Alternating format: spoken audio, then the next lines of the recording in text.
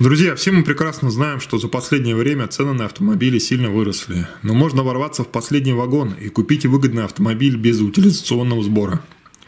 Компания ЕС Транзит привезет под заказ автомобили из Японии, Китая или Южной Кореи. Цены при этом будут гораздо ниже, чем вы купите у себя в городе. Переходите к ним на сайт в раздел «АВТО в наличии», там много выгодных предложений. Для примера, Toyota Rummy 2020 года, это небольшой автобус из Японии, можно купить за 870 тысяч рублей. Цены в России за Kia Carnival начинаются от 4 миллионов рублей, а из Южной Кореи можно привезти за 3 миллиона 200. А Honda CR-V из Китая можно привезти за 2,5 миллиона. Цены в России начинаются от 3 миллионов. Все цены указаны под ключ до города Владивостока. Покупая автомобиль под заказ, не нужно платить утилизационный сбор.